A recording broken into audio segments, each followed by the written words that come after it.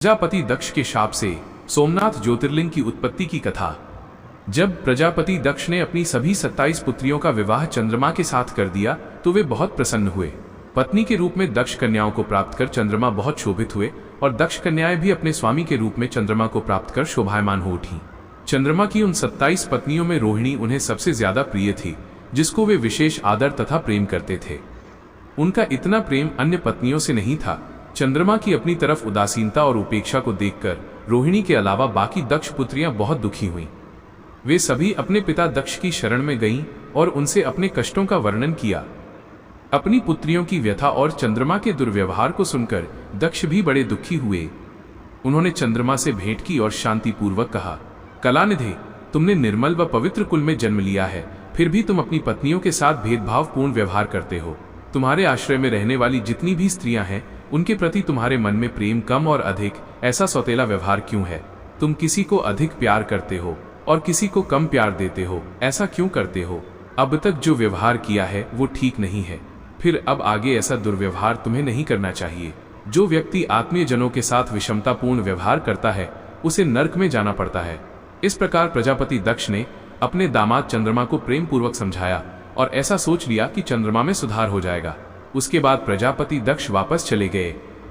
इतना समझाने पर भी चंद्रमा ने अपने ससुर प्रजापति दक्ष की बात नहीं मानी। रोहिणी के प्रति अतिशय आसक्ति के कारण उन्होंने अपने कर्तव्य की अवहेलना की तथा अपनी अन्य पत्नियों का कुछ भी ख्याल नहीं रखा और उन सभी से उदासीन रहे। दोबारा समाचार प्राप्त कर प्रजापति दक्ष बड़े दुखी हुए।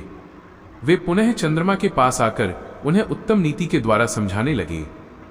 दक्ष ने चंद्रमा से न्यायोचित बर्ताव करने की प्रार्थना की। बार बार आग्रह करने पर भी चंद्रमा ने अवहेलना पूर्वक जब दक्ष की बात नहीं मानी तब उन्होंने शाप दे दिया। दक्ष ने कहा कि मेरे आग्रह करने पर भी तुमने मेरी अवज्ञा की है, इसलिए तुम्हें क्षय रोग हो जाए। दक्ष द्वारा शाप देने के साथ ही क्षण भर में चंद्रमा क्षय रोग से ग्रसित हो गए। उनके क्षीण होते ही सर्वत्र हाहाकार मच गया। सभी देवगण तथा ऋषिगण भी चिंतित हो गए। परेशान चंद्रमा ने अपनी अस्वस्थता तथा उसके कारणों की सूचना इंद्र आदि देवताओं तथा ऋषियों को दी। उसके बाद उनकी सहायता के लिए इंद्र आदि देवता तथा वशिष्ठ आदि ऋषिगण ब्रह्मा जी की शरण में गए। ब्रह्मा जी ने उनसे कहा कि जो घटना हो गई है उसे तो भुगतना ही है, क्योंकि दक्ष के निश्चय को पलटा नहीं जा सकता। उसके बाद ब्रह्मा जी ने उन देवताओं को एक उत्तम उपाय बताया।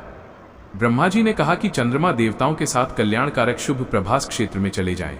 वहां पर विधि पूर्वक शुभ मृत्युंजय मंत्र का अनुष्ठान करते हुए श्रद्धा पूर्वक भगवान शिव की आराधना करें।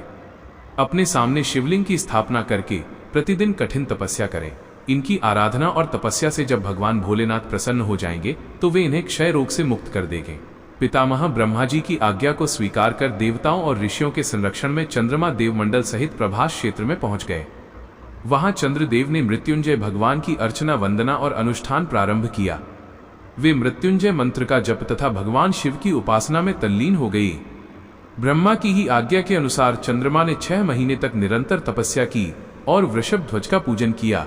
10 करोड़ मृत्युंजय मंत्र का जप तथा ध्यान करते हुए चंद्रमा स्थिरचित्त से वहां निरंतर खड़े रहे। उनकी उत्कट तपस्या से भक्त वत्सल भगवान शंकर प्रसन्न हो गए। उन्होंने चंद्रमा से कहा, चंद्रदेव, तुम्हारा कल्याण हो। तुम जिसके लिए ये कठोर तप कर रहे हो उस अपनी अभिलाषा को बताओ। मैं तुम्हारी इच्छा के अनुसार तुम्हें उत्तम वर प्रदान करूंगा। चंद्रमा ने प्रार्थना करते हुए विनय पूर्वक कहा, देवेश्वर, आप मेरे सब अपराधों को क्षमा करें और मेरे शरीर के इस क्षय रोग को दूर कर दें। भगवान शिव ने कहा, चंद्रदेव, तुम्हारी कला प्रतिदिन एक पक्ष में क्षीण हुआ करेगी, जबकि दूसरे पक्ष में प्रतिदिन वो निरंतर बढ़ती रहेगी। इस प्रकार तुम स्वस्थ और लोक सम्मान के योग्य हो जाओगे। भगवान शिव का कृपा प्रसाद प्राप्त कर चंद्रदेव बहुत प्रसन्न हुए। उन्होंने भक्ति भाव पूर्वक शंकर की स्तुति की। ऐसी स्थिति में निराकार शिव उनकी दृढ़ भक्ति को देखकर साकार लिंग रूप में प्रकट हुए और संसार में सोमनाथ ज्योतिर्लिंग के नाम से प्रसिद्ध हुए।